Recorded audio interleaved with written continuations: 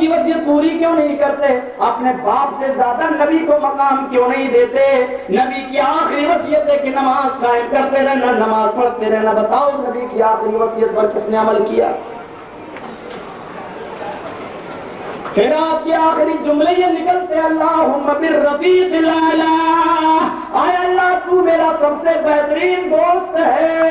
یہ جملہ اللہ کے نبی کی زبان سے نکلا، اور زمین و آسمان کا سب سے زیادہ چمکنے والا سورج ہمیشہ کے لیے غروب ہو جاتا ہے۔ تانتے لگ گئے۔ حضرت ابوبکر کو پتا چلا کہ نبی کا انتقال ہو گیا، دوڑتے ہوئے آئے۔ اللہ کے نبی کو چادر سے چھپا دیا گیا تھا، اللہ کے نبی صلی اللہ علیہ وسلم کے قریب آتے ہیں۔ حضرت ابوبکر نے چہرہ کھولا، آنکھوں سے آنسو نکلنے لگے، اور حضرت ابوبکر رضی اللہ تعالیٰ عنہ نے سب سے پہلے نبی کی پیشانی کا بوسہ لیا۔ انتقال کے بعد یہ پیشانی، ماتھے کا بوسہ لیا۔ اگر آپ کے باپ کا انتقال ہو جائے یا قریبی رشتہ دار کا انتقال ہو جائے تو آپ بھی اپنی میت کے پیشانی کا بوسہ لے سکتے ہیں، صحابہ کا عمل تھا۔ اللہ کے نبی کا بوسہ لیتے ہیں کون؟ حضرت ابوبکر صدیق۔ پیشانی کا چھپا دیتے ہیں، پھر ڈھانپ دیتے ہیں چہرے کو۔ وہاں حضرت عمر فاروق کے اوپر عجیب جنون سا سوار ہے۔ ابوبکر کا یہ حال ہے تو عمر فاروق میان سے تلواریں نکال لیے، میان سے تلوار نکال لیے۔ آئے لوگوں، اگر کسی نے یہ کہہ دیا کہ نبی کا انتقال ہو گیا تو میں اس کی گردن مار دوں گا۔ اگر کسی نے یہ کہہ دیا کہ نبی کا انتقال ہو گیا تو میں اس کی گردن مار دوں گا۔ اللہ کے نبی کا انتقال نہیں ہوا ہے، بلکہ اللہ سے ملنے گئے، جیسے موسیٰ علیہ السلام ملنے گئے تھے، لوٹ کے واپس آئے تھے، ایسے اللہ کے نبی ضرور لوٹ کے واپس آئیں گے، اللہ کی قسم واپس آئیں گے۔ ہمارے بہت سے مسلمان بھائی بھی یہ نہیں مانتے کہ اللہ کے نبی کا انتقال ہو گیا۔ میرے بھائیوں، اس موقع پر جب حضرت عمر فاروق یہ جملے کہہ رہے تھے کہ نہیں انتقال نہیں ہوا ہے بلکہ اللہ سے ملنے گئے، تو حضرت ابوبکر نے ان کے ہاتھ سے تلوار چھینی، تلوار زمین پر پھینکی، منبر کے اوپر کھڑے ہو کر، مسجد نبوی کے منبر پر کھڑے ہو کر حضرت ابوبکر نے خطبہ دیا، اور اس خطبے کے الفاظ سن لو جو صحیح بخاری کے اندر درج ہیں۔ خطبے کے الفاظ کیا تھے؟ فرمایا من کان یعبد محمدا فإن محمدا قد مات ومن کان یعبد اللہ فإن اللہ حی لا یموت۔ تم لوگ سن لو، کان کے پردے کھول کر حضرت ابوبکر خطبہ دے رہے تھے، بخاری کے الفاظ ہے کیا تھا؟ آئے لوگوں سن لو، تم میں سے جو بھی آدمی محمد رسول اللہ کی عبادت کرتا تھا، محمد کو خدا سمجھتا تھا، محمد کی پوجا کرتا تھا، وہ سن لے کہ فإن محمدا قد مات، کہ محمد کا انتقال ہو چکا ہے صلی اللہ علیہ وسلم۔ وہ سن لے کہ محمد کا انتقال ہو چکا ہے۔ ومن کان یعبد منکم یعبد اللہ فإن اللہ حی لا یموت، اور تم لوگوں میں سے جو اللہ کی عبادت کرتا تھا، جو اللہ کی پوجا کرتا تھا، وہ سن لے کہ اللہ زندہ ہے، وہ کبھی مرے گا نہیں۔ فإن اللہ حی لا یموت، اللہ زندہ ہے، وہ نہیں مرے گا۔ یہ حدیث کے الفاظ ہیں، حدیث صحیح بخاری کے حدیث، ابوبکر کا خطبہ ہے، کیا تھا کہ جو محمد کو معبود سمجھتا تھا صلی اللہ علیہ وسلم، سمجھ لو کہ وہ محمد کا انتقال ہو گیا، سن لو، اور جو اللہ کی بات کرتا تھا وہ زندہ ہے، کبھی مرے گا نہیں۔ آئے عمر، ہوش میں آؤ، کیا تم نے قرآن کی آیت نہیں پڑھی؟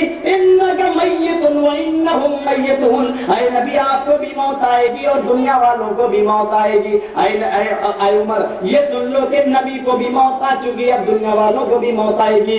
حضرت عمر فاروق چیخ کر کہتے ہیں اے ابوبکر، کیا یہ چیز قرآن میں ہے؟ کیا یہ آیت قرآن میں ہے؟ کہا ہاں۔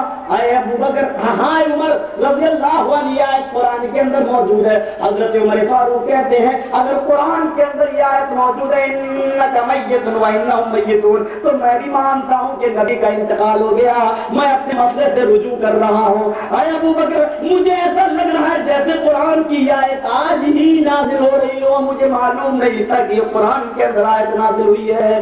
میرے بھائیوں، قرآن کی آیت یا نبی کی حدیث آ جانے کے بعد پھر سب کو اپنی بات پہ آ جانا چاہیے اور یہ مان لینا چاہیے کہ مجھ سے غلطی ہو رہی تھی. لہذا نبی کی آیت، نبی کی حدیث یا قرآن کی آیت آنے کے بعد حضرت عمر فاروق نے بھی کیا کہا کہ میں بھی مانتا ہوں کہ اللہ کے نبی کا انتقال ہو گیا ہے، میں اب یہ نہیں کہوں گا کہ اللہ سے ملنے گئے ہیں لوٹ کر واپس آئیں گے، نہیں. ہاں سنو، بہرحال لوگ آتے گئے، نبی کو دیکھتے گئے. آج کے کمپیوٹرائزڈ ٹائم کے حساب سے تقریباً 32 گھنٹے تک اللہ کے نبی صلی اللہ علیہ وسلم کو دفن نہیں کیا گیا تھا. آگے پیچھے ہو سکتا ہے، میں کمپیوٹرائزڈ ٹائم کے حساب سے بتاتا ہوں. تقریباً لگ بھگ 32 گھنٹے 32 آورس 32 گھنٹے تک اللہ کے نبی کو تقریباً دفن نہیں کیا گیا تھا، کیونکہ اتنی بھیڑ ہو رہی تھی دیکھنے والوں کی، اللہ کے نبی کو دیکھنے آ رہے تھے. دن بھر پورا کا پورا گزر گیا دیکھنے میں، رات بھر گزر گئی دیکھنے میں. اوہ سنو، اللہ کے بعد جس کا دوسرا نمبر، اللہ کے بعد سیکنڈ پوزیشن جس کی، وہ جس کی دولت کا اندازہ اس بات سے لگا سکتے ہو کہ اللہ نے کہا تھا نبی اگر آپ چاہیں تو ہم کوئی صفا اور مروہ پہاڑ کو سونے کا بنا دیں اور جہاں آپ چلیں تو یہ سونے کے پہاڑ بھی آپ کے ساتھ چلیں. تو اللہ کے نبی نے کیا کہا تھا؟ اللہم اجعلنی فی حیاتی مسکینہ، اے اللہ میں سونے کے پہاڑ لے کے کیا کروں گا جب تک تو مجھ کو زندہ رکھ، مسکین بنا کے زندہ رکھنا. اے اللہ جب میری موت ہو تو فقیر بنا کے مجھے موت دینا. اے اللہ قیامت کے دن جب تو مجھے اٹھائے تو وحشرنی، تو میرا حشر بھی جب کرے تو فقیروں میں مسکینوں میں کرنا. اما عائشہ کہتی ہیں رات میں جب دیکھنے والے نبی کو آ رہے تھے، میں ایک چھوٹی سی کٹوری پیالی لے کر اپنے پڑوس کی عورتوں میں جا رہی تھی. اے پڑوس کی عورتوں، اگر تھوڑا سا تیل ہو تو دے دو، میرے گھر میں چراغ جلانے کے لیے تیل نہیں کہ میں نبی کی شکل لانے والوں کو دکھا سکوں. ہمارا نیتا مرتا ہے تو زندگی بھر کی پراپرٹی چھوڑ کے مرتا ہے، اتنا مرتا ہے کہ اس کی پشت در پشت پشت پہ پشت کھاتی رہے.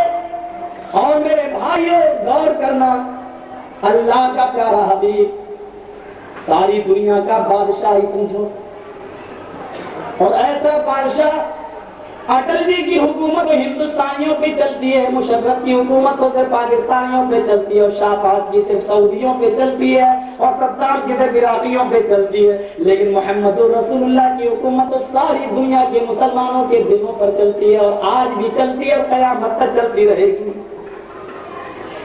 ایسا بادشاہ کہاں ملے گا؟ لیکن غور تو کرو، جب انتقال ہوتا ہے تو کس پوزیشن میں ہو رہا ہے؟ اما عائشہ فرماتی ہے کہ میرے گھر میں اتنا تیل نہیں تھا کہ میں چراغ جلا سکوں اور آنے والوں کو نبی کی شکل دکھا سکوں. اللہ کے نبی کی نماز جنازہ پڑھی جا رہی ہے، کسی نے پڑھائی نہیں تھی. فرشتوں نے آگے پڑھی، ابو بکر نے پڑھی، پھر عمر نے پڑھی، پھر عثمان نے پڑھی، پھر علی نے پڑھی، اور صحابہ نے پڑھی، بچوں نے پڑھی. ایسے ایک ایک کر کے آتے گئے، پڑھتے گئے، نکلتے گئے، اور اسی لیے ٹائم لگا 32 گھنٹہ تقریباً. میرے بھائیوں ذرا غور کرنا، اب اللہ کے نبی کو دفنایا کہا جائے. ایک معمولی سے اختلاف کے بعد حضرت ابو بکر نے جب حدیث پیش کی کہ اللہ کے نبی فرماتے ہیں میں نے سنا اللہ کے نبی کی زبان سے کہ انبیاء کو وہی دفنایا جاتا ہے جہاں ان کی موت ہوتی ہے. جب یہ حدیث لوگوں کے صحابہ کے سامنے آئی تو اختلاف مٹ گیا، کیونکہ حدیث کے ہوتے ہوئے اب اختلاف کس بات کے؟ نبی کا فرمان ہوتے ہوئے اختلاف کس چیز کا؟ نبی کی حدیث آئی، اختلاف مٹ گیا. کہاں دفنایا جائے؟ حضرت عائشہ کے حجرے میں دفنایا جائے. حضرت عائشہ کے حجرے میں دفنایا گیا. لوگ دفنا کے چلے جاتے ہیں. حضرت عائشہ صدیقہ رضی اللہ تعالیٰ عنہا اپنے شوہر کی قبر کے پاس بیٹھی ہوئی ہیں. تھوڑی دیر کے بعد اس قبر کا دیدار کرنے کے لیے حضرت ابو بکر صدیق رضی اللہ تعالیٰ عنہ آتے ہیں. ابھی بیٹی کو دیکھتے ہیں، کہتے ہیں میری بیٹی تیرے شوہر کا انتقال ہو گیا، میرے دوست محمد رسول اللہ کا انتقال ہو گیا، لیکن اب اس قبر پر بیٹھنے سے کیا نتیجہ ملے گا؟ چل میرے گھر پہ چل، چل ذرا اپنے کمرے میں چل، حجرے میں چل. کیا کہتی ہیں کہ ابو جان آپ کو غم ہے اور غم مجھے بھی پہنچا ہے، کہ میرے شوہر کا انتقال ہوا اور عین اس موقع پہ ہوا جب میری عمر 18 سال کی ہوئی. نبی 63 سال پورے کر کے انتقال کر دے. لیکن ہاں ابو جان مجھے کچھ خوشیاں بھی ملی ہیں. کہا کیا بیٹی؟ کہا خوشی یہ ملی ہے کہ اللہ کے نبی کا انتقال میرے حجرے میں ہوا ہے. میری باری کا دن ہے، آج کا دن میری باری کا دن ہے. اللہ کے نبی کا انتقال میری باری کے دن ہوا ہے. اور اس سے بھی بڑی خوشی ہے کہ نبی کا انتقال میری ران کے اوپر ہوا ہے. یہ مجھے تو خوشی ملی، کسی اور بیوی کو نہیں ملی. میری ران کے اوپر نبی کا انتقال ہوا ہے. اور آخری وقت میں میرا لعاب، میرا تھوک اللہ کے نبی کے تھوک سے مل گیا کہ میں نے مسواک کچلی تھی اور اللہ کے نبی کو دی تھی. آخری وقت میں میرا جوتا اللہ کے نبی صلی اللہ علیہ وسلم کے جوتے سے مل جاتا ہے، تھوک سے مل جاتا ہے. کہا ابو نے، ابو بکر صدیق نے، وہ میری بیٹی تو یہ چند باتیں سوچ سوچ کے جی لے گی، لیکن میں کیا سوچوں؟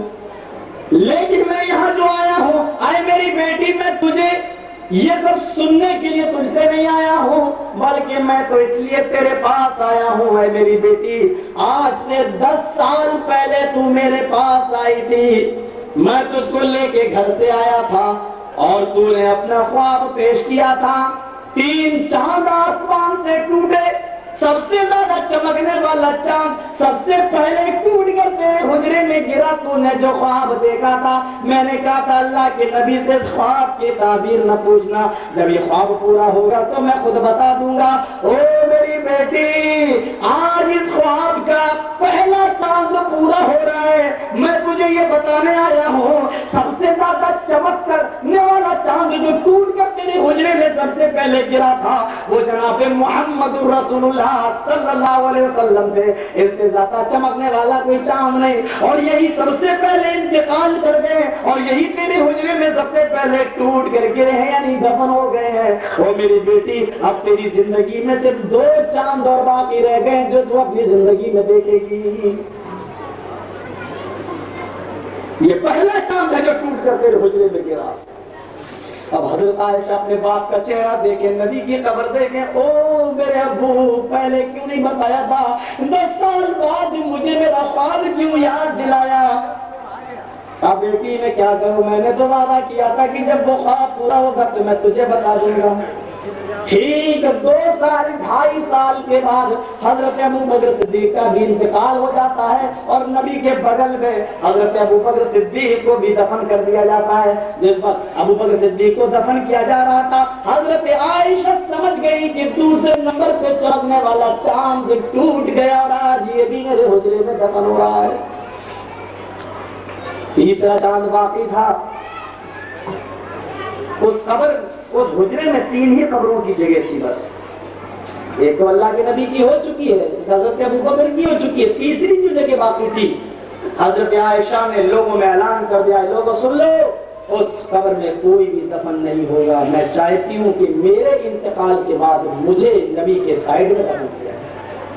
ہر بیوی کی خواہش ہوتی ہے کہ مجھے میرے شوہر کے بغل میں دفنایا جائے. اما عائشہ سمجھ رہی تھی کہ وہ تیسرا چاند میں ہوں، مجھے دفنایا جائے گا. اعلان کر دیا، لوگوں نے بھی سن لیا. سب جان گئے کہ اما عائشہ نے اللہ کے نبی کے بغل میں اپنے باپ کے بازو میں نبی کے شوہر کے بغل میں دفن ہونے کی خواہش ظاہر کر دی. ایک لمبی مدت گزرتی ہے، 10-12 سال حضرت عمر فاروق کی حکومت گزرتی ہے کہ اچانک ابو لولو نے ایک نیزہ مارا جو ان کے پیٹ میں لگتا ہے. نیزہ مارا اور نکالا، پیٹ پھٹ جاتا ہے اور وہی نیزہ ان کی موت کا سبب بن جاتا ہے. حضرت عمر فاروق نے انتقال سے چند دن پہلے فوراً یہ آرزو ظاہر کی کہ میری طبیعت ٹھیک نہیں ہو، پتہ نہیں کہ میرا کب انتقال ہو جائے.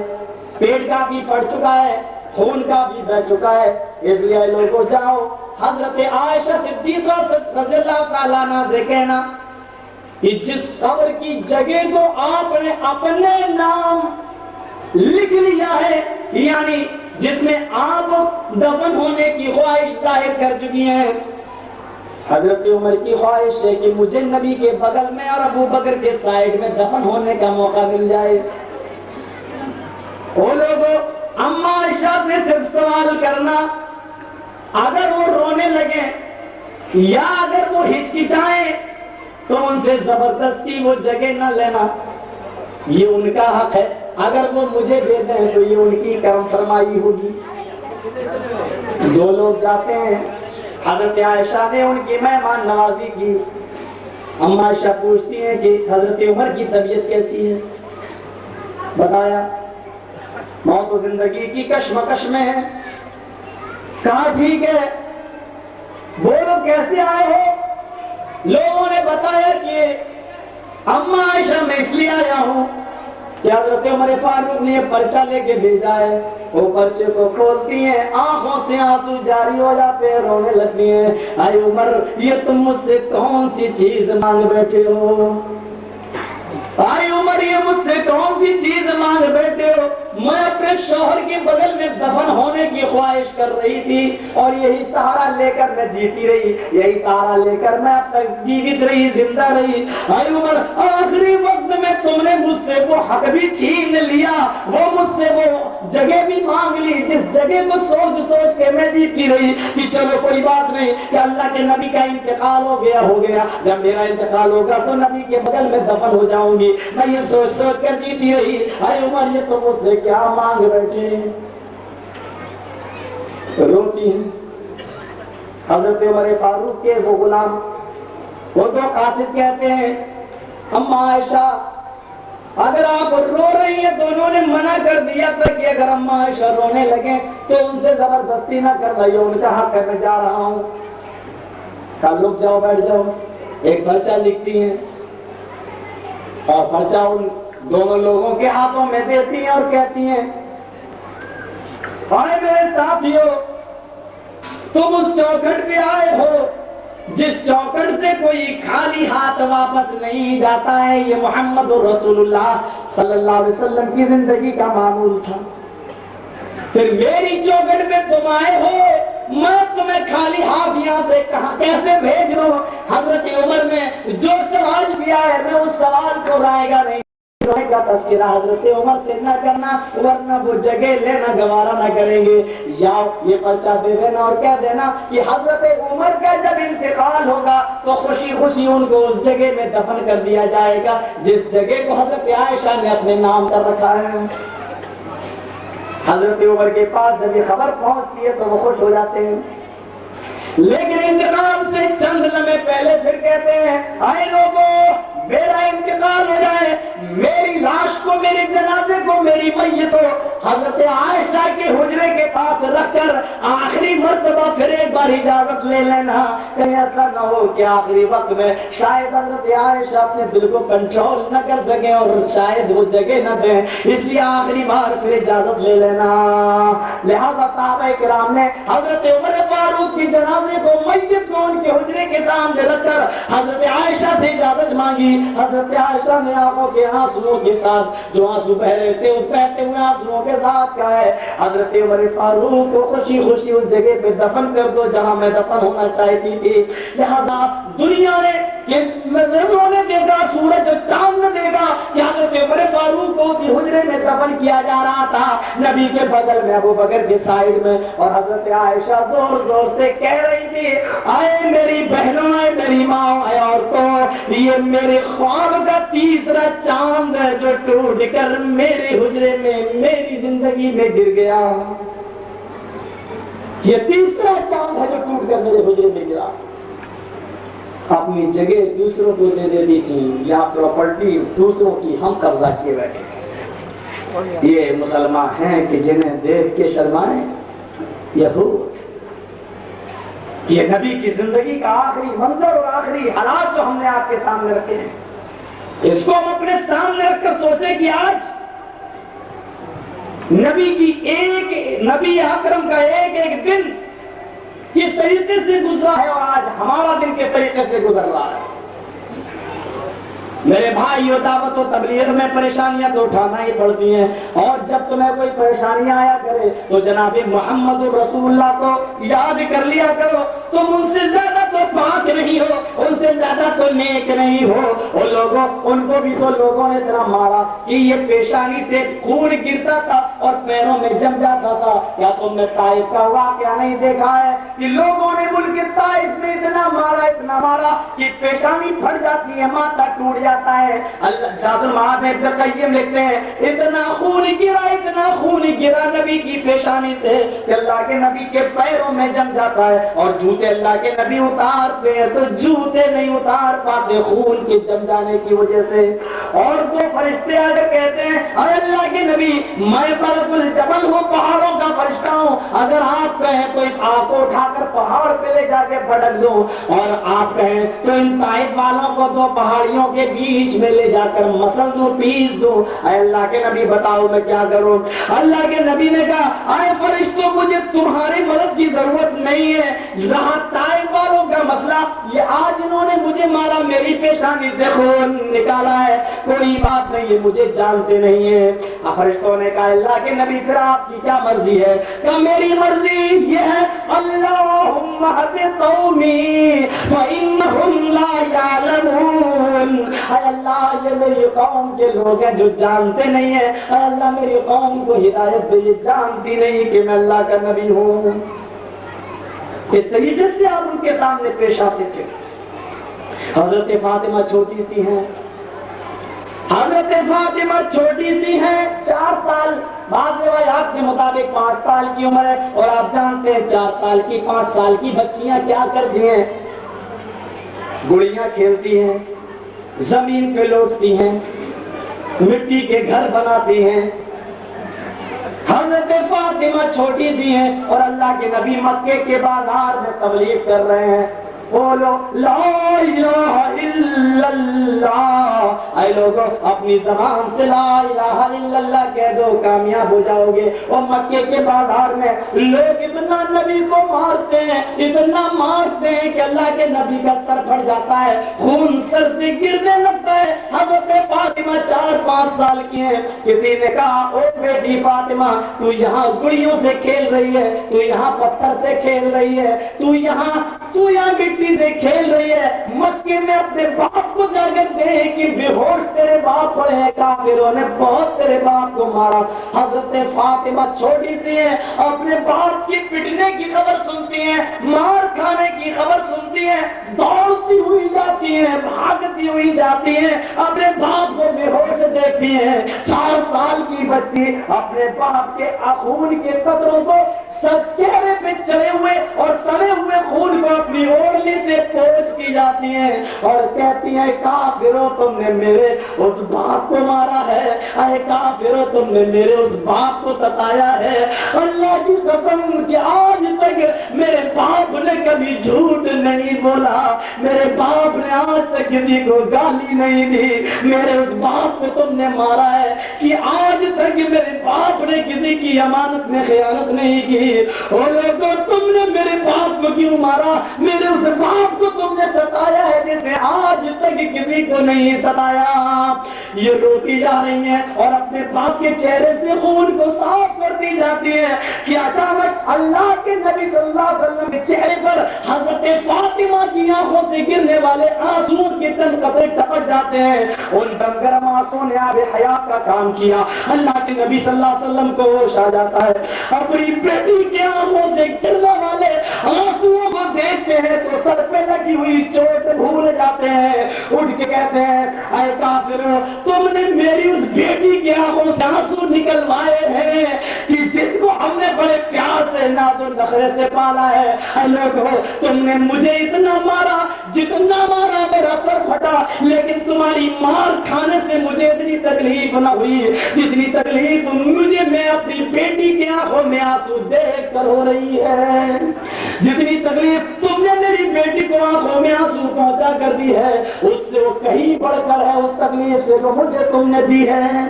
لوگوں, اس نبی کی سیرت کو اپناؤ, اس نبی کی سیرت کو اپناؤ. ایسے موقع پر بھی اللہ کے نبی نے ان سے بدلہ نہ لیا, ابھی بس دعا نہیں دی. کیا سنا رہا ہوں؟ مولوی کے لکھے ہوئے حوالے نہیں, ہم مولوی کے حوالوں کو مانتے ہی نہیں. سچ کہتا ہوں نبی اکرم صلی اللہ علیہ وسلم کے حوالے کو ہی مانا جائے گا، صحابہ کرام کے حوالوں کو مانا جائے گا۔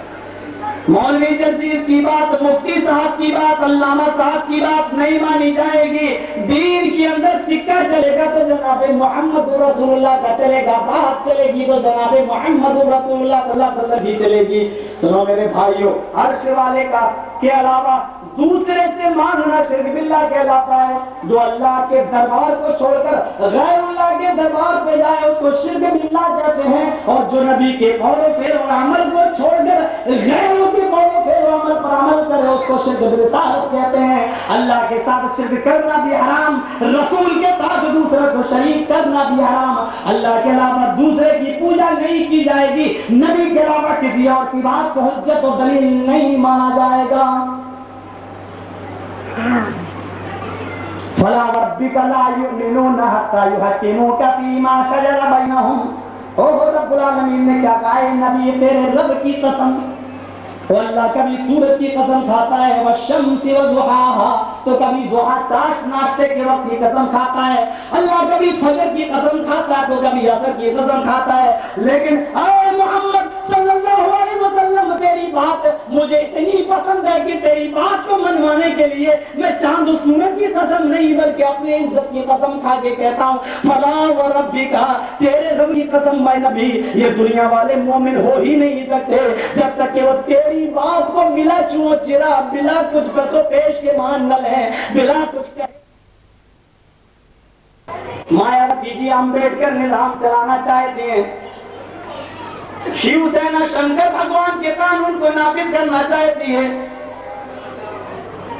وشو ہندو پریشد رام راج قائم کرنے کا سپنا دیکھ رہی ہے۔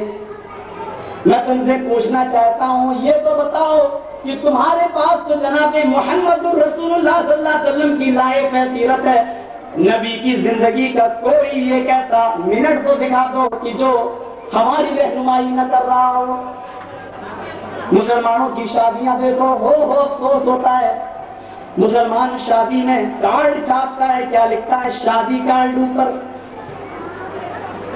اس دور میں کتنا مسلمان نے اپنے نبی کو رسوا کیا، اللہ کی قسم، اللہ کے نبی کے دور میں ابو جہل اور ابو لہب نے بھی نبی کو اتنا رسوا نہ کیا تھا جتنا مسلمان نبی کو کر رہا ہے۔ شادی کارڈ چھاپتے ہو، لکھتے ہو نکاح مسنون، کارڈ کے اوپر کیا چھاپتے ہو؟ عقد مسنون، نکاح مسنون۔ جانتے ہو یہ مسنون کس کو کہتے ہیں؟ مسنون کہتے ہیں جس پر سنت کی مہر لگی ہوئی ہو۔ مسنون کس کو کہتے ہیں؟ جس پر سنت کی مہر، محمد رسول اللہ کی مہر ہو۔ نکاح مسنون کا مطلب یہ ہوتا ہے سنتی نکاح۔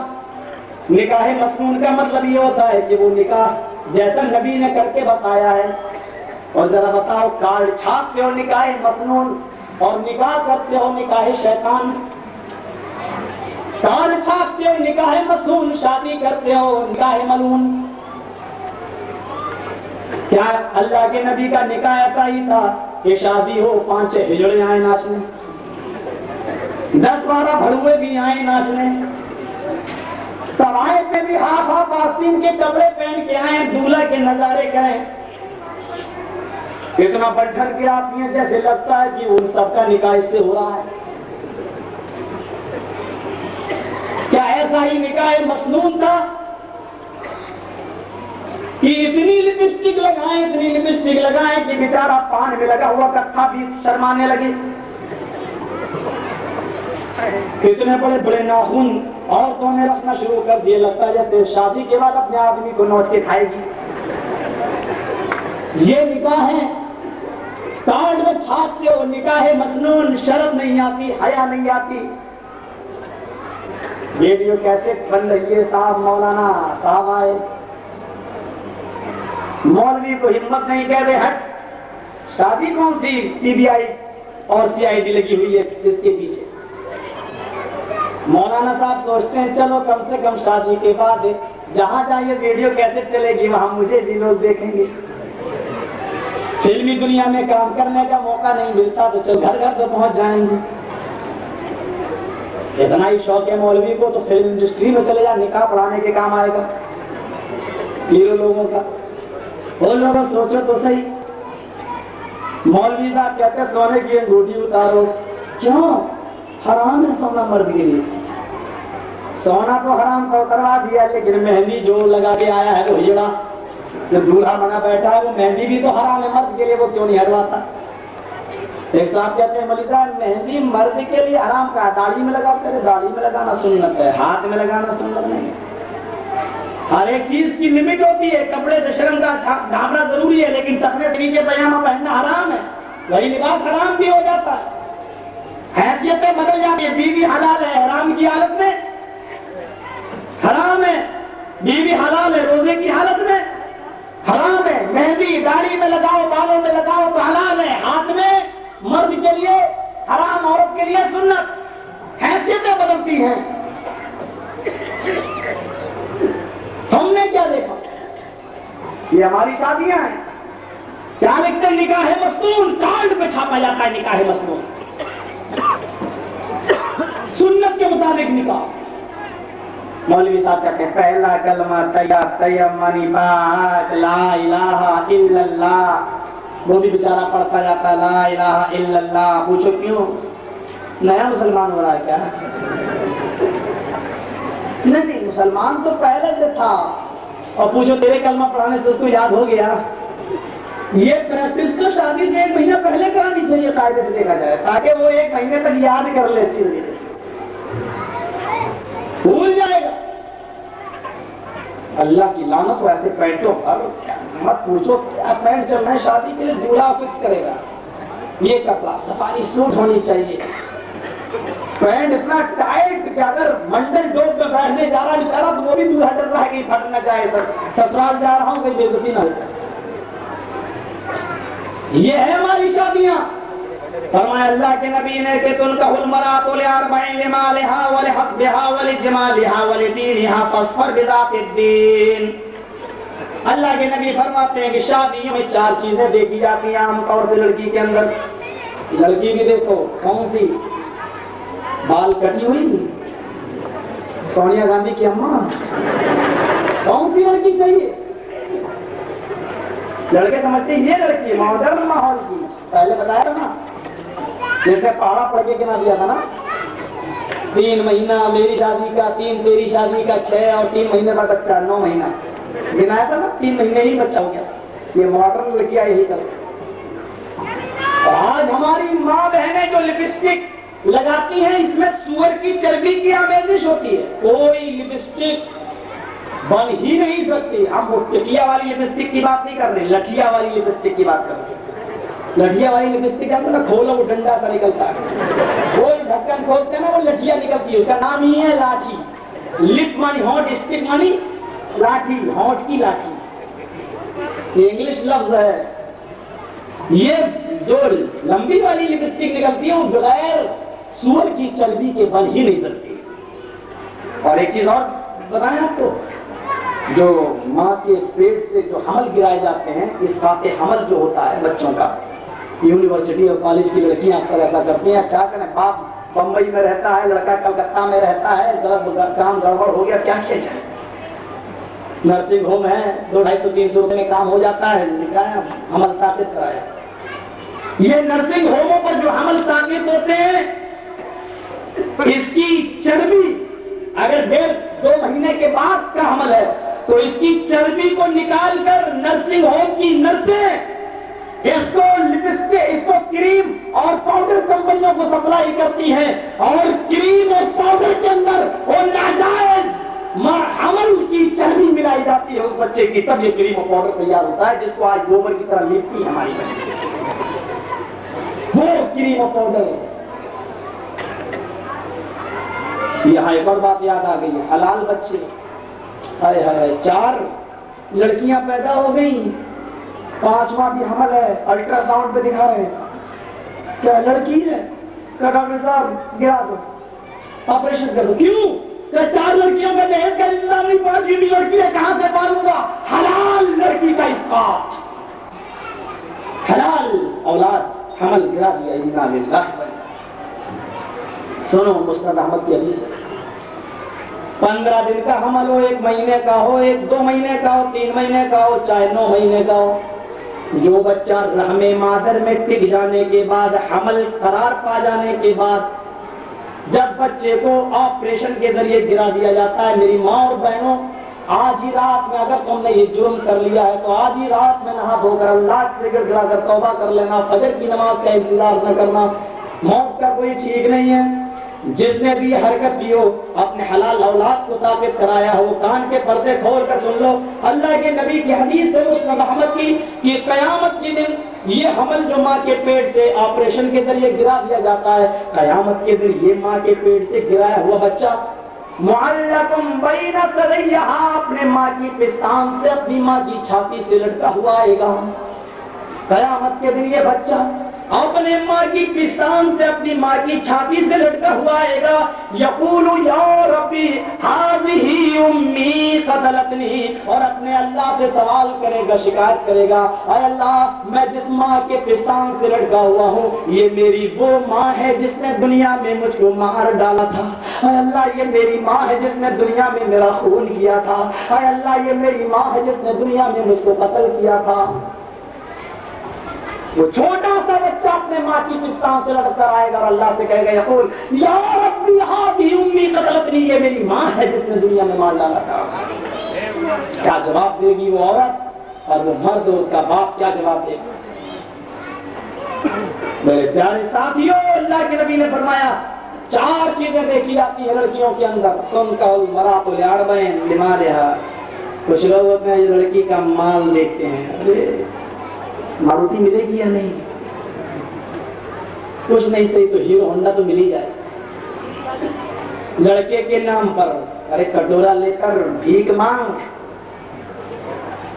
دلی کی جامع مسجد کی سیڑھیوں پہ مانگنے والے، بھیک مانگنے والے فقیر پھر بھی اچھے ہیں، لنگڑے لوگ اللہ کے نام پہ، کس کے نام پہ مانگتے ہیں؟ اللہ کے نام پہ۔ اور یہ میرے بیٹے کے نام پہ ایک موٹر سائیکل، کون زیادہ ذلیل ہوا؟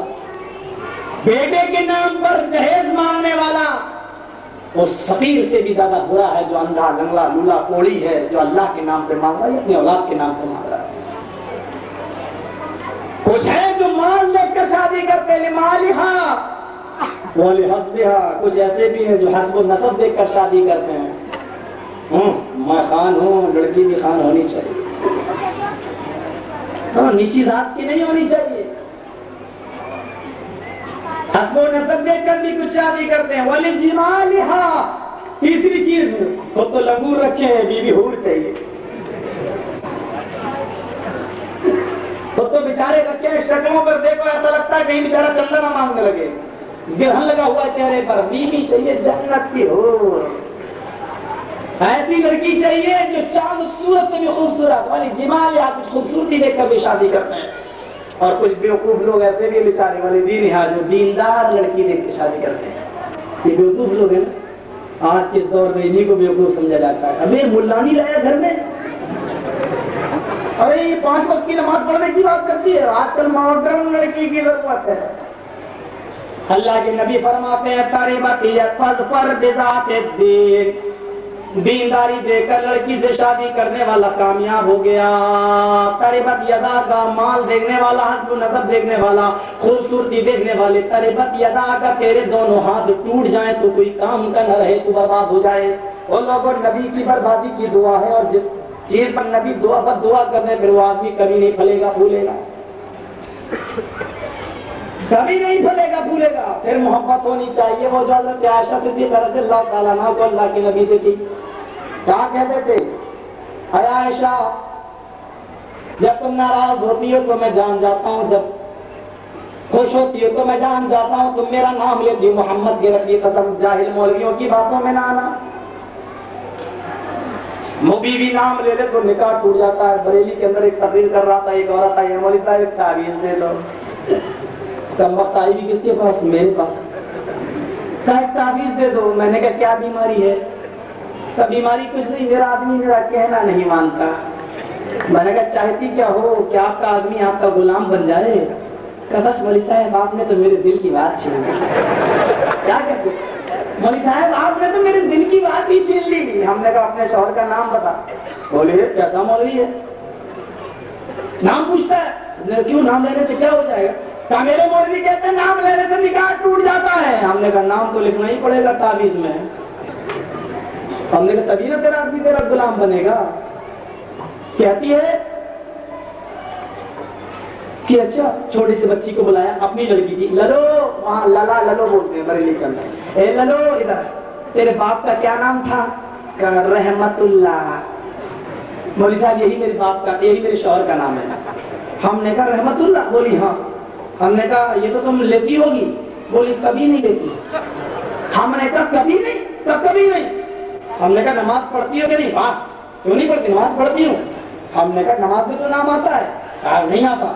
ہم نے کہا سلام پھیرتی ہو نا, السلام علیکم ورحمۃ اللہ, یہ رحمت اللہ آ رہا کہ نہیں آ رہا؟ کہا نہیں لیتی ہوں. کہا جب میرے آدمی کا نام آتا تو نہیں لیتی ہوں. ہم نے کہا پھر کیا ہوتا؟ السلام علیکم ورحمۃ اللہ, جب رحمت اللہ آتا تو کیا کہہ دیتے؟ کہا جہاں میرے آدمی کا نام آتا وہیں پر میں چینج کر دیتی ہوں. میں نے کہا وہ کیا؟ کہا جب میرے آدمی کا نام آتا تو میں کہہ دیتی ہوں السلام علیکم للو کے ابا, میں رحمت اللہ نہیں کرتی. میں اپنے آدمی کا نام لیتی ہوں, میں کہہ دیتی ہوں السلام علیکم للو کے ابا. لو صاحب یہ ہے آج ہماری عورتوں کا دین سے دوری. مولوی نے فتویٰ دیا آدمی کا نام لینے سے نکاح ٹوٹ جائے گا. آدمی کا نام لینے سے نکاح, ارے جھاڑو کی سیخ کی طرح اتنے کمزور ہو گئے, جب چاہو تک توڑ کے نہیں تو نکاح. حضرت عائشہ نام لیتی تھی, سنت کا نام لینا. اور تو میری ماں بہنوں نام لو اپنے آدمیوں کا. جاؤ کوئی پوچھے تو بخاری شریف کی حدیث پیش کرنا, حدیث سے بڑھ کر کچھ نہیں ہماری نظر میں. یہ عورت بیوی شوہر کا نام لے تو یہ سنت ہے, تم جس کو غلط کہتے ہیں اس کو ہم سنت قرار دیتے ہیں. حضرت عائشہ کہتی ہیں محمد کے رب کی قسم, اور فاطمہ کہتی تھی حضرت علی میرے انتقال کے بعد میری لاش کو کفن سے چھپا دینا. اے علی یہ میری وصیت ہے. نام لیتی تھی فاطمہ اپنے شوہر کا, اے علی میری لاش کو کفن سے چھپا دینا, اور رات کے اندھیرے میں لے کے مت جانا. میں نہیں چاہتی ہوں کہ رات کے اندھیرے میں لے کے جانا, دن میں نہیں. میں نہیں چاہتی ہوں کہ کسی غیر مرد کی نظر میرے کفن پر بھی پڑے. یہ پردہ تھا. میرے بھائیوں دیندار لڑکیوں سے شادی کرو, لڑکیوں کو بھی, کہ ماں باپ ان کو چاہیے کہ وہ دیندار لڑکے دیکھیں. لڑکی کی شادی دیندار لڑکے سے کریں. ہپی کٹ نہیں, وہ مارا زلفیں گئی ساتھ پیچھے, کون ہے؟ فلاں ہیرو کے باپ لگتا ہے. یہ زلف ہائے ہائے ہائے ہائے ہائے, یہ جانتے ہو یہ ابو جہل رکھتا تھا. ابو جہل کی نشانی تھی یہ سامنے کے بال, یہ جو ماتھے پہ جو لٹکتے ہیں یہ. اب تو عورتیں بھی نا یہاں سے کاٹنے لگی ہیں. لڑکیاں پتہ نہیں کیا بننا چاہتی ہیں, ہیروئنوں کی اماں بننا چاہتی ہیں کہ دادی بننا چاہتی, پتہ نہیں چلتا اس کس دور پہ جا رہی ہیں. لڑکیوں کو دیکھو تو دو چوٹی مان لو ہاتھی کی سوڑ کی طرح لٹکے, اور لڑکیوں کے بال گھٹ گئے, لڑکوں کے بڑھ گئے. لڑکوں کا پینٹ ہے جینس, جس کو ٹکنے کھولنے کا حکم ہے وہ جھاڑو مارتا ہوا جا رہا ہے زمین پر. صفائی محکمہ صفائی کی ضرورت نہیں ہے, اب بھنگی لوگوں کی ضرورت بھی نہیں ہے بیچاروں کی. پینٹ بھی کام کر جاتا ہے, جوتے سے بھی نیچا پینٹ, اور لڑکیوں کو ٹخنے سے نیچا پینٹ حکم دیا ہے کہ وہ اپنا کپڑا پہنے. وہ بیچارہ ٹخنوں سے نیچا تو چھوڑو, ٹخنے بھی چھوڑو, گھٹنا بھی کراس کر گیا, رام پہ آ گیا. یہ حالت فرمایا اللہ کے نبی صلی اللہ علیہ وسلم نے من خطب الیکم من ترضون دینہ وخلقہ فزوجوہ. آئے لوگوں, جب تمہیں کوئی لڑکا دیندار پسند آ جائے, اس کے اخلاق بھی پسند آ جائیں, اللہ کے نبی کا حکم ہے. آئے لڑکیوں کے باپ کو اللہ کے نبی حکم دے رہے ہیں, لڑکیوں کے باپ, اگر تمہیں کوئی دیندار لڑکا پسند آ جائے, اس کا اخلاق اگر تمہیں پسند آ جائے, فزوجوہ, تو اپنی بیٹی کا نکاح اس لڑکے کے ساتھ کر دو. اگر دیندار لڑکا اور با اخلاق لڑکا, اگر تم نے اپنی بیٹی کی شادی اس دیندار لڑکے سے نہ کی, الا تفعلوہ تکن فتنۃ فی الارض وفساد عریض, اگر تم دیندار لڑکے سے شادی نہ کرو گے تو زمین میں فتنہ پھیل جائے گا اور فساد ہوگا. آج طلاقوں پہ نوبتیں آ جاتی ہیں, یہ فتنہ اور فساد ہے اس لیے کہ آج ہم نے ماڈرن لڑکے دیکھے, آج دیندار لڑکے آج ہم نے نہیں دیکھے. دیندار لڑکوں سے آج ہم نے شادی نہیں کی. میرے پیارے ساتھیوں, سیرت کو اپناؤ. اللہ کے نبی صلی اللہ علیہ وسلم نے اپنی بیٹی کی شادی حضرت علی رضی اللہ تعالیٰ عنہ سے کی تھی. حضرت زینب کی شادی ابو العاص ابن ربیع سے کی. میرے بھائیوں اسی طریقے سے حضرت رقیہ اور ام کلثوم کی شادی اللہ کے نبی نے حضرت عثمان سے کی ہے. اس دیندار لوگوں سے اپنی بیٹیوں کا رشتہ کرو اور سیرت کو کبھی نہ بھولو. وہ لوگوں میں سیرت کا تذکرہ کرتے کرتے یہ بھی تمہیں بتا دوں کہ آج محمد رسول اللہ کی اس تعلیمات کے ہوتے ہوئے بھی آج لوگ محمد رسول اللہ کے مذہب کو آتنکوادی مذہب گھوشت کرنا چاہتے ہیں. میڈیا والوں نے بھی آج ایک ہنگامہ کھڑا کر دیا, دہشت گردی ٹیررزم. پتا نہیں آج محمد رسول اللہ کے مذہب کو کیا ثابت کرنا چاہتے ہیں. ان لوگوں کے لیے جو محمد رسول اللہ صلی اللہ علیہ وسلم کو ٹیررزم ثابت کرنا چاہتے ہیں, ان کو آتنکواد ثابت کرنا چاہتے ہیں, میں ان لوگوں کو اللہ کے نبی کا شانتی پیغام پہنچانا چاہتا ہوں. دیکھیے اللہ کے نبی صلی اللہ علیہ وسلم گزر رہے, مکے سے باہر نکل گئے تھے, مکے میں آنا چاہتے ہیں. ایک بوڑھی عورت اپنے سر کے اوپر لکڑیوں کا گٹھر لاتے ہوئے چلی آ رہی ہے. اس نے دیکھا کہ اجنبی آدمی آگے آگے جا رہا. اس عورت نے تیزی سے قدم بڑھانا شروع کر دیا, پیچھے سے کرتے کے دامن کو پکڑا. اور کس کے؟ نبی محمد صلی اللہ علیہ وسلم کے. اللہ کے نبی صلی اللہ علیہ وسلم نے پیچھے مڑ کے دیکھا تھا. بوڑھی ماں کیا بات ہے؟ کہ بیٹے یہ لکڑیوں کا بوجھ ہم سے اٹھایا نہیں جا رہا, تو اس کو لاد لے. اس لکڑیوں کے گٹھر کو اللہ کے نبی نے لیا اور اپنے سر کے اوپر لادا. ماں تمہارا گھر کہاں؟ چلو بتا دو, میں لکڑیوں کے گٹھر کو تمہارے گھر تک پہنچا دیتا ہوں. وہ عورت آگے آگے بڑھنے لگی, نبی اکرم پیچھے پیچھے چلنے لگتے ہیں اور اس بوڑھی عورت کے گھر تک پہنچ جاتے ہیں اور اس کے گھر تک پہنچ کر لکڑیوں کا گٹھر اٹھا کے رکھ دیتے ہیں. جب چلنے لگے اس بوڑھی عورت نے پھر کرتے کا دامن پیچھے سے پکڑ کے کہا, محمد صلی اللہ علیہ اجنبی آدمی میں تجھے جانتی تو نہیں کہ تو کون ہے. آئے اجنبی آدمی میں تجھے جانتی تو نہیں کہ تو کون ہے, لیکن تیرا چہرہ بتا رہا ہے کہ تو ہر کسی مجبور کا کام کر دیتا ہے. آئے میرے بیٹے, یہ بکریاں جو تو میری دیکھ رہا ہے, پڑوس کے لوگ پہلے دودھ دو دیا کرتے تھے, لیکن جب سے میرے شوہر کا انتقال ہو گیا کوئی میرے گھر میں نہیں آتا اور میں دودھ دھونا نہیں جانتی. آئے میرے بیٹے, میں برتن اٹھا کے دے دیتی ہوں, تو ان بکریوں کا دودھ دھو کے مجھے دے دیں. برتن ہاتھ میں لے لیا اور بکریوں کا دودھ دھو کر اس عورت کو, بوڑھی عورت کو دے دیا کہ لو ماں. اس عورت نے کہا ہے اجنبی آدمی تو میرا مہمان ہے, ایسے نہیں جانے دوں گی, ایک گلاس دودھ تو پی لے, میں گرم کیے دیتی ہوں. ماں میری عادت ہے جب تک میں اپنے بچوں کو اپنی بیوی کو نہیں کھلا دیتا تب تک میں خود نہیں کھاتا. مجھے جانے تو میری بیوی میرے انتظار میں ہوگی, مجھے بہت دور جانا ہے. اجازت لی, چلنے لگے. اس بڑھیا نے سوچا کہ جا رہا ہے, کم سے کم اس سے ایڈریس تو لے لیا جائے, معلوم تو کر لیا جائے اس کا نام کیا ہے. آگے بڑھتی ہوئی جاتی ہے, بھاگتی ہوئی جاتی ہے, پھر پیچھے سے کرتے کے دامن کو کھینچتی ہے. آیا اجنبی آدمی تم رہتے کہاں ہو؟ کہاں مکہ میں. کہا ہے میرے بیٹے مکے میں جا رہے ہو, میری ایک نصیحت سنتے جاؤ. کیا ہے ماں نصیحت؟ کہا بیٹے میں نے سنا ہے کہ مکے میں محمد نام کا ایک آدمی پیدا ہوا ہے. کس سے کہہ رہی ہے؟ محمد رسول اللہ صلی اللہ علیہ وسلم. بیٹے میں نے سنا ہے مکے میں محمد نام کا آدمی پیدا ہوا ہے, بہت بڑا جادوگر ہے اور اس کے جادو کا اثر بہت جلدی چل جاتا ہے. جو اس کو دیکھ لیتا ہے اس کا جادو چل جاتا ہے اور وہ مسلمان ہو جاتا ہے. آئے میرے بیٹے, میں تمہیں نصیحت کرتی ہوں کہ مکے میں محمد کا سایہ تم پر نہ پڑ جائے, تم دور رہنا. اپنے کانوں میں روئی لگا لینا تاکہ محمد کا سایہ تمہارے کانوں تک اس کی آواز نہ پہنچ جائے, ورنہ وہ جادو کر دے گا. جاؤ میرے بیٹے, میں نے تم کو نصیحت کر دی. اتنا کہنا تھا کہ آنکھوں سے آنسو اللہ کے نبی کے نکل آئے. کہنے لگی وہ بڑھیا, آئے میرے بیٹے تو نے میرے دل کو خوش کیا میرا کام کر کے, اور میری بات سے تو رونے لگا. آخر بات کیا ہے؟ کام ایک بات بتاؤ, جو محمد نام کا آدمی مکے میں پیدا ہوا ہے وہ کوئی اور نہیں، میں ہی محمد ابن عبداللہ ہوں۔ اے میری ماں اب یہ بتاؤ کہ میں نے تمہارے اوپر کون سا جادو کیا ہے؟ تم کہتی ہو محمد جادو کرے، بتاؤ میں نے تمہارے اوپر کون سا جادو کیا ہے؟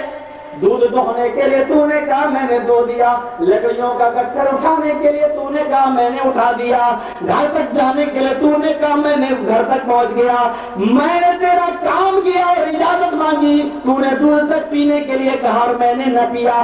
آئے عورت بتائے، بڑھیا بتائے، ماں بتا میں نے تیرے اوپر کون سا جادو کیا ہے؟ کہتی ہے کیا ہے؟ محمد ابن عبداللہ، میں نہیں جانتی تھی کہ تو ہی محمد ابن عبداللہ ہے، اور اگر تو محمد ابن عبداللہ ہے تو میں دل سے گواہی دیتی ہوں کہ یہ چہرہ کسی جھوٹے کا جادوگر کا چہرہ نہیں ہو سکتا۔ پھر چیختی ہوئی کہتی ہے اشہد ان لا الہ الا اللہ واشہد ان محمدا عبدہ ورسولہ۔ یہ کلمہ پڑھ کر وہ اسلام لے آتی ہے، اسلام کے دائرے میں داخل ہو جاتی ہے۔ ان لوگوں کو ذرا بتاؤ تو صحیح کہ اس کو آپ کہیں گے آتنکوادی جس نے بڑیوں کا کام کر کے بتایا ہو، جس کی شانتی کا یہ حال تھا کہ عید کی نماز پڑھانے کے لیے اللہ کے نبی عیدگاہ میں جا رہے ہیں، راستے میں دیکھا کہ ایک چھوٹا سا 3 سال کا 4 سال کا بچہ بیٹھا ہوا ہے۔ آپ نے کہا کہ تم کون ہو؟ اس نے اپنا نام بتایا، پوچھا بیٹے تم مسلمان ہو؟ اس نے کہا ہاں۔ سارے مسلمان بچے عیدگاہ میں جا رہے ہیں نماز پڑھنے، تم کیوں نہیں جاتے ہو؟ کہا میرا باپ، میری ماں مر گئی، میرے باپ نے دوسری شادی کر لی، دوسری ماں مجھے اپنا وہ بیٹا نہیں مانتی جیسے پہلی ماں مانا کرتی تھی، اس لیے وہ اپنے پہلے لڑکے کو سب کچھ پہناتی ہے اور کھلاتی ہے اور مجھے چھوڑ کے چلی گئی۔ میں سڑک پہ آ کے میں ٹائم پاس کر رہا ہوں، اس کے علاوہ میرے پاس کوئی چارہ نہیں۔ تمہارے باپ نے بھی چھوڑ دیا، کہا وہ اپنی امی کی باتوں میں زیادہ رہتے ہیں، اس کے پڑھانے میں زیادہ آتے ہیں۔ کہا بیٹے کیا تم محمد کو اپنا باپ مانو گی؟ آئے ہو لوگوں ذرا غور کرو، کیا تم محمد کو اپنا باپ مانو گے؟ اس نے کہا کہ آپ محمد صلی اللہ علیہ وسلم نے کہا اگر میرا باپ محمد ہو جائے تو میری قسمت کا کیا کہنا؟ کہا کیا تم عائشہ کو ماں مانتے ہو؟ کہا اگر میری ماں عائشہ بن جائے، ساری دنیا کے مسلمانوں کی ماں عائشہ اگر میری ماں بن جائے تو میری قسمت کا کیا کہنا؟ کہا انگلی پکڑو، انگلی پکڑ کے اپنے گھر پہ لاتے ہیں۔ آئے عائشہ تم عیدگاہ جا رہی ہو، جانے سے پہلے اس بچے کو نہلا دو دھلا دو اور میں اس کے لیے نئے کپڑے کا انتظام کرتا ہوں۔ آپ یہودیوں کی بستی میں چلے گئے، اور یہودیوں مسلمان لوگ عیدگاہ میں چلے گئے، مجھے اتنے دن کے لیے کوئی کپڑا بطور قرض کے دے دو، میں اتنے دن کے اندر یہ کپڑا واپس تمہیں کر دوں گا یا اس کا پیسہ تمہیں پہنچا دوں گا۔ یہودیوں نے کپڑا دے دیا، جس یہودی نے کپڑا دیا اللہ کے نبی نے اسی کپڑے کو اس کو پہنایا اور نیا کپڑا لے کے آئے اور اس بچے کو اپنا ہاتھ پکڑ کے عیدگاہ میں پہنچایا، جس کی وجہ سے عید کی نماز آپ کو کچھ تاخیر سے پڑھنے لگے۔ آپ نے پڑھی ہے، پڑھائی ہے، اندازہ لگاؤ یتیموں کا نبی محمد رسول اللہ صلی اللہ علیہ وسلم کیا کبھی آتنکواد کی شکشا دے سکتا ہے؟ کیا کبھی وہ ٹیررزم کی تعلیم دے سکتا ہے؟ کیا وہ کبھی یہ کہہ سکتا ہے کہ آتنکواد کو پھیلاؤ؟ اس لیے ہے مسلمانوں، اس آتنکوادیت کے لفظ کو ختم کرتے ہوئے آپس میں ایک ہونے کی کوشش کرو۔ مجھے ٹائم آگے جانے کی اجازت نہیں دیتا، میں مسلمانوں کے لیے دعا کیا اور سنانا چاہتا ہوں، ذرا سنو کہ مسلمان کے لیے کتنا مدد کرتا ہے۔ ذرا اس واقعے کو سننا اور اندازہ لگانا کہ حضرت عمر فاروق کا دور ہے، بہت دلچسپ اور دردناک واقعہ ہے۔ حضرت عمر فاروق رضی اللہ تعالیٰ عنہ کا دور ہے۔ حضرت عمر فاروق کے زمانے میں ایک شخص سڑک پہ چل رہا ہے، اس نے ایک پتھر اٹھایا اور کسی درخت کے اوپر، محدثین نے لکھا ہے کہ آم کا درخت تھا، کسی نے اس درخت کو دوسرا بھی نام دیا، اس درخت کے اوپر ایک بوڑھا بھی بیٹھا ہوا تھا، اس کو معلوم نہ تھا کہ درخت سے بوڑھا بھی چھپا ہوا ہے۔ اس نے کوئی پھل توڑنے کے لیے پتھر مارا پھینک کر، وہ پتھر پھل کے بجائے اس بوڑھے آدمی کے سر میں لگتا ہے، بوڑھا آدمی اس درخت سے نیچے گرتا ہے اور گرتے ہی اس کا انتقال ہو جاتا ہے، گرتے ہی اس کا انتقال ہو جاتا ہے۔ بوڑھے کے को गिरफ्तार कर लिया, अरेस्ट कर लिया। हजरत उमर फारूक की अदालत में इसको लेके गए। उमर फारूक ने पूछा क्या तुम्हारे पत्थर से इसका इंतकाल हुआ है? कहा लेकिन मैंने उसको मारा नहीं था, वो पत्थर तो मैं फल को मार रहा था कि नहीं। ये बताओ तुम्हारे हाथ से वो पत्थर लगा या नहीं? कहाँ लगा? कहा जाओ किसास का बदला किसास, खून का बदला खून। उमर फारूक जज फैसला करते हैं कि जुमे के दिन इस आदमी को भी सजाए मौत दे दी जाए, इस आदमी को भी कत्ल कर दिया जाए। जुमे का दिन है, जुमे का दिन है, भीड़ लग जाती है। आज कत्ल को देखने के लिए हजारों की भीड़ जमा हो जाती है।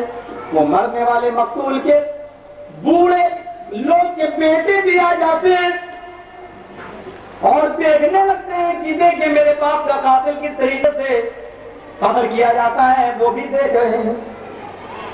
हजरत अमीरुल मोमिनीन उमर फारूक पूछते हैं कि आए कातिल, आए मुसलमान कातिल, तेरी कोई आखिरी आरज़ू है, आखिरी तमन्ना है? उसने कहा अमीरुल मोमिनीन है तो, लेकिन शायद आप पूरी नहीं कर पाएंगे। कहा बोलो तो सही, शायद मैं पूरी कर दूं। कहा अमीरुल मोमिनीन मेरी बीवी इंतकाल कर गई, मेरा छोटा सा एक बच्चा है 2, 2.5, 3 साल का। मैंने अपने बच्चे के लिए कुछ सोना चांदी एक जमीन पे पेड़ के नीचे दरख्त के नीचे गाड़ रखा है ताकि बालिग हो जाए तो मैं अपने बेटे के हवाले कर दूं, वो उससे जरिए माश करे। हाय अमीरुल मोमिनीन, उस सोने चांदी का इल्म सिर्फ मुझे है और किसी को नहीं मालूम। मेरा एक छोटा भाई है, मैं चाहता हूं कि मुझे 3 दिन की मोहलत दे दी जाए। हाय अमीरुल मोमिनीन, मैं चाहता हूं कि मुझे सिर्फ 3 दिन की मोहलत दे दी जाए ताकि मैं अपने बच्चे को अपने भाई के उन बच्चों के चचा के हवाले कर दूं और अपने भाई को सोने चांदी के बारे में बता दूं, और जब मेरा बेटा बड़ा हो जाए तो ये सोना चांदी वो उसके हवाले कर दें। अमीरुल मोमिनीन कहते हैं बात तो तेरी सही है, लेकिन इस बात की क्या गारंटी कि मैं 3 दिन के लिए तुझे छोड़ूं तो तू 3 दिन के बाद आ ही जाए, कहीं फरार ना हो जाए। अमीरुल मोमिनीन ने उस अल्लाह को गवाह बना के कहता हूं कि मैं फरार नहीं होऊंगा, मैं आ जाऊंगा। कहा नहीं, कोई जमानती पेश करो, अगर तुम नहीं आओगे तो तुम्हारी जगह पर उसको कत्ल कर दिया जाएगा, कोई जमानत पेश करो।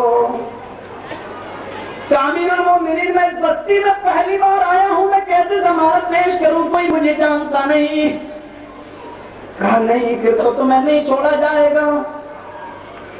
उस आदमी ने पूरी भीड़ के ऊपर अपनी नजर दौड़ाई, पूरी भीड़ में अपनी नजर दौड़ाई, फिर अचानक एक शरीफ चेहरे पर नजर डाल कर कहा भाई उमर फारूक उस आदमी को बुलाओ, शायद वो मेरी जमानत ले लेगा। अमीरुल मोमिनीन ने उसको बुलाया, इधर आओ। वो आए, कहा यह आदमी तुम्हें जमानती बना रहा है, क्या तुम इस आदमी की जमानत लेते हो? उस आदमी ने हाथ उठाकर कहा अमीरुल मोमिनीन मेरे भाई को छोड़ दो, मैं इसकी जमानत लेने के लिए तैयार हूँ, ये 3 दिन के बाद आ जाएगा, इसको छोड़ दो, ये आ जाएगा। अगर ये नहीं आए तो उसकी जगह पर मुझे कत्ल कर देना।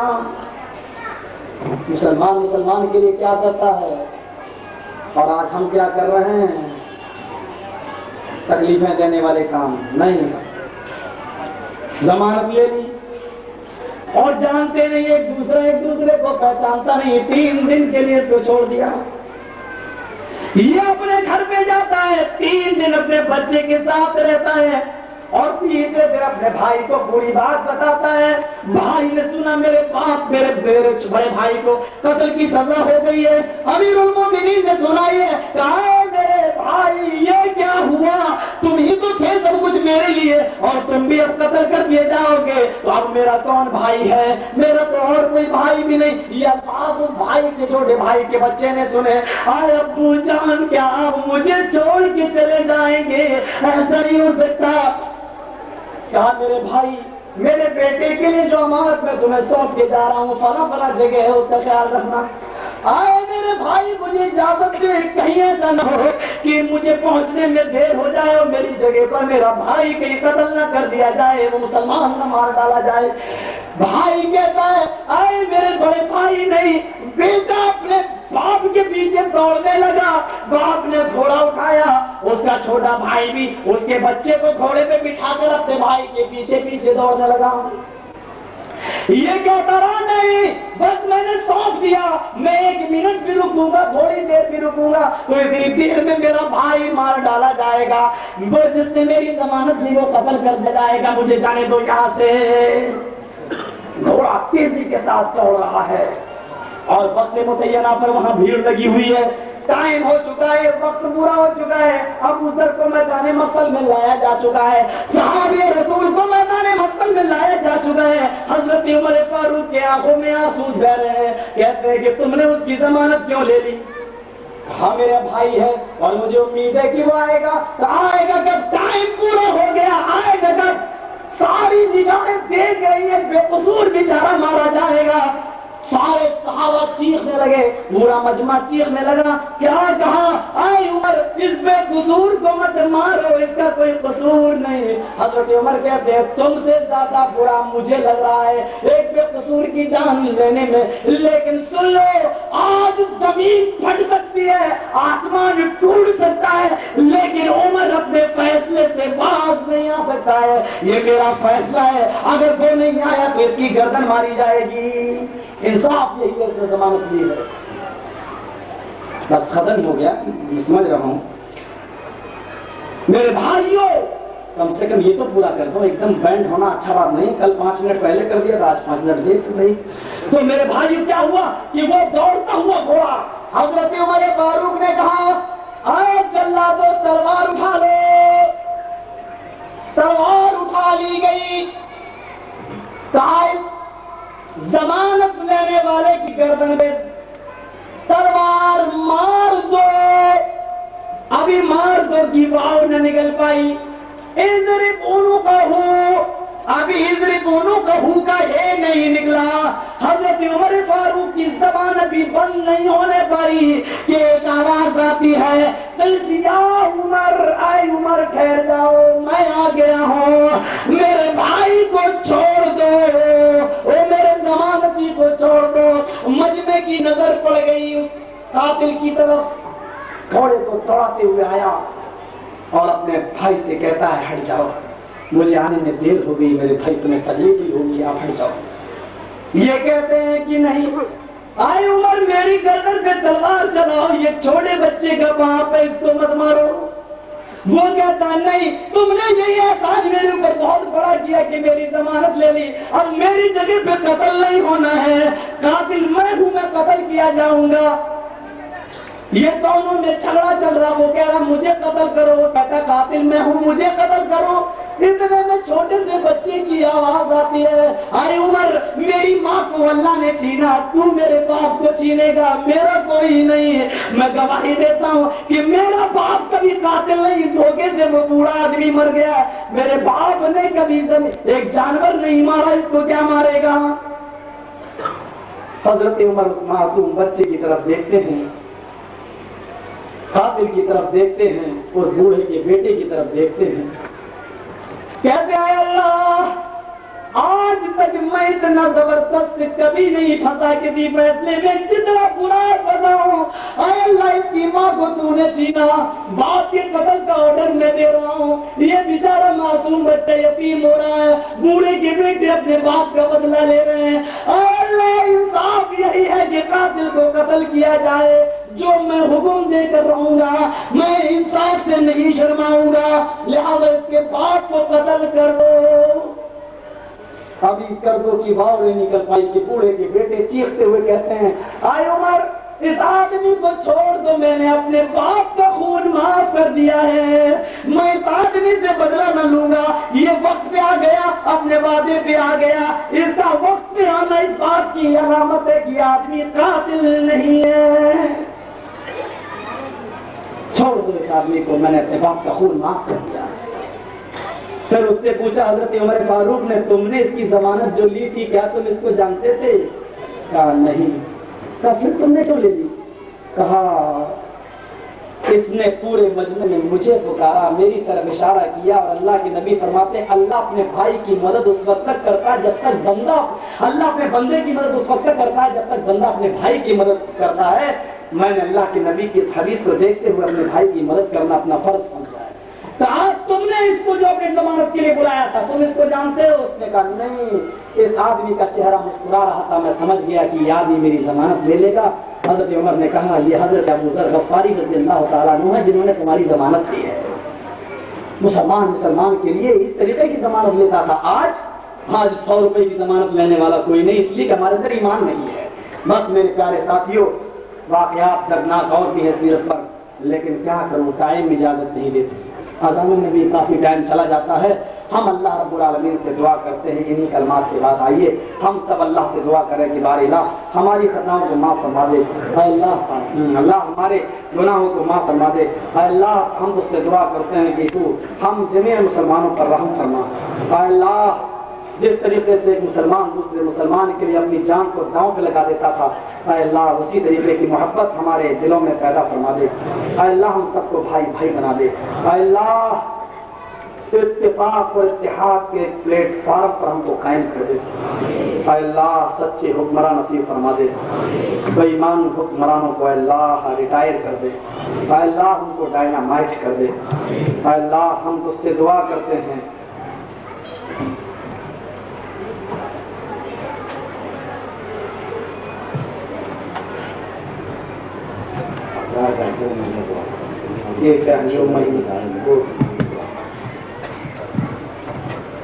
اللہ رب العالمین ہم تو ورلڈ کے اندر مسلمانوں کی پوزیشن بہت ناگفتہ ہے، بار اللہ مسلمانوں پر رحم فرما، اے اللہ خاص طور سے فلسطین کے مسلمانوں پر، گجرات کے مسلمانوں پر، اور اس وقت موجودہ دور میں عراق کے مسلمانوں پر رحم فرما، اے اللہ ہم اس سے دعا کرتے ہیں کہ جو ملک مسلمانوں کے پیچھے ہاتھ دھو کر پڑا ہوا ہے بار الہ تو اس کو سدبدھی پردان کر، اے اللہ اس کو عقل سلیم عطا فرما، اے اللہ مسلمانوں کی ہمدردی اس کے دل میں پیدا فرما دے، اے اللہ اگر اس کی بدھی میں مسلمانوں کی ہمدردی نہیں آتی ہے تو اس کو تو نشٹ کر دے، تباہ و برباد کر دے، اے اللہ اس کا ڈائنامائٹ کر دے، اے اللہ ہم تجھ سے یہ بھی دعا کرتے ہیں کہ ہماری سرزمین پر، ہمارے ملک پر، ہمارے دیش پر، ہمارے بھارت میں جو ہمارا مادری وطن ہے جس کی مٹی سے ہم پیدا ہیں، بار الہ تو اس کی رکشا فرما، اس بھارت کی حفاظت فرما،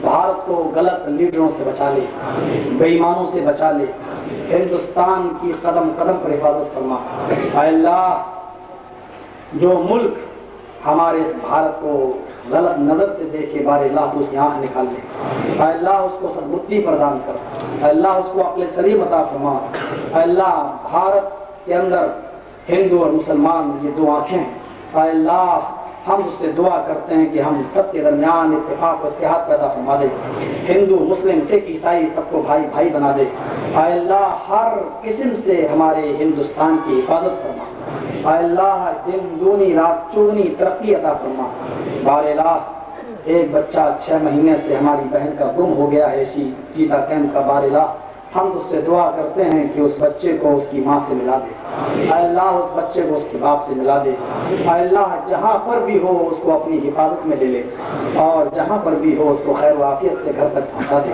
اے اللہ وہ بچہ اپنی ماں کی آنکھ کی ٹھنڈک ہے، اے اللہ ہم اس سے دعا کرتے ہیں کہ اس بچے کو جو اپنی ماں کی آنکھ کی ٹھنڈک ہے، اللہ اس بچے سے اس کی ماں کی آنکھوں کو اور ٹھنڈا کر دے، اے اللہ وہ بچہ جہاں بھی ہو اپنی غیبی مدد کے ذریعے اس بچے کو گھر تک پہنچا دے، اے اللہ جو بے اولاد ہیں ان کو صاحب اولاد بنا دے، اے اللہ جو تندرست ہیں ان کو کشادہ رزق والا بنا دے، اے اللہ جو پریشان حال ان کی پریشانی دور فرما دے، اے اللہ ہمارے حوصلوں کو بلند فرما، اے اللہ مسلمانوں میں جو لوگ فرقوں کا نام لے کر لڑانے اور جھگڑانے کا کام کرتے ہیں بار اللہ ان کو عقل سلیم عطا فرما، اے اللہ ہم سب کے درمیان بھائی چارگی پیدا فرما دے، محبت پیدا فرما دے، ملنساری پیدا فرما دے، اے اللہ ہمارے اولاد صاحب کی طبیعت خراب ہے بار اللہ ان کو بھی شفا کامل عطا فرما، اے اللہ ان کو بھی ان کے دواؤں میں صحت و تندرستی کوٹ کوٹ کے بھر دے، اے اللہ جو لوگ تیری رحمت کو جا چکے ہیں ان کو کروٹ کروٹ چین سکون راحت نصیب فرما. اے اللہ ان کو عذاب قبر سے بچا لے. اے اللہ ان کے گناہوں کو معاف فرما کر اعلیٰ علیین کے اندر ان کو جگہ عطا فرما. اے اللہ ہم کو جب تک زندہ رکھ اسلام پہ زندہ رکھنا اور جب ہمارا خاتمہ ہو تو ایمان پر خاتمہ فرمانا.